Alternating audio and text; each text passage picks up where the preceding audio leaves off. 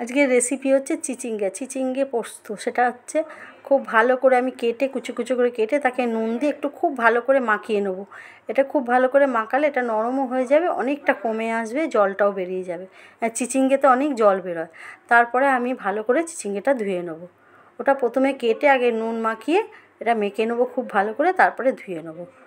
দিয়ে এখানে জলটা ঝরে যাবে, জলটা আবার ভালো করে একটু ধুয়ে জলটা এবার চিপে চিপে আমি এটা নেবো।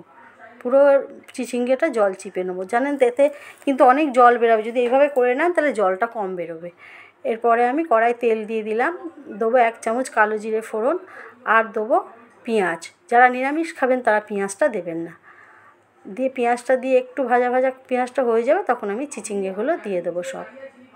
এটা দারুণ টেস্টি লাগে খেতে, আর খুব অল্প উপকরণ দিয়ে হয়ে যায়, খেতে খুব ভালো হয়।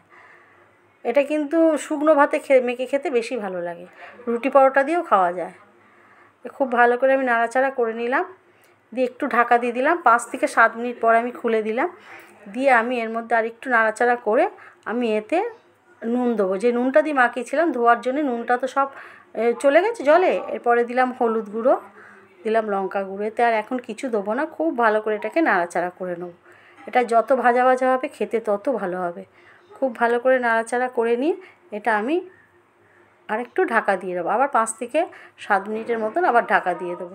ঢাকা দিয়ে করলে সেদ্ধও হয়ে যাবে, ভাজাটাও ভালো হবে, কারণ এতে কিন্তু কোনো জল পড়বে না আর।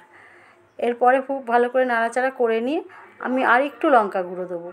যে যেরম ঝাল খাবেন সেইভাবে দেবেন। আর একটু লঙ্কা গুঁড়ো দিয়ে আবার একটু খুব ভালো করে ভেজে নেবো।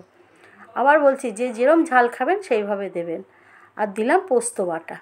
এই পোস্ত বাটাটার জন্যই না এর টেস্টটা বেড়ে যাবে। দিয়ে খুব ভালো করে এটাকে নাড়াচাড়া করে ভাজা ভাজা করে নেবো। আর এটা খেতে সত্যিই খুব ভালো হয়। খুব সামান্য একটু চিনি দিলাম, কেন চিচিঙ্গে খুব যে মিষ্টতা হয় তা তো না, একটু চিনি দিলে খেতে ভালো হয়। হয়ে গেছে আমার পোস্তটা প্রায়। নাড়াচাড়া করে ভাজা ভাজা করে আমি নামিয়ে সার্ভ করে দেবো। ভালো লাগলে লাইক করবেন, শেয়ার করবেন, কমেন্টসে জানাবেন আপনাদের ভালো লাগলো কি না, সাবস্ক্রাইব করবেন। হয়ে গেছে আমার চিচিঙ্গে ভাজা পোস্ত।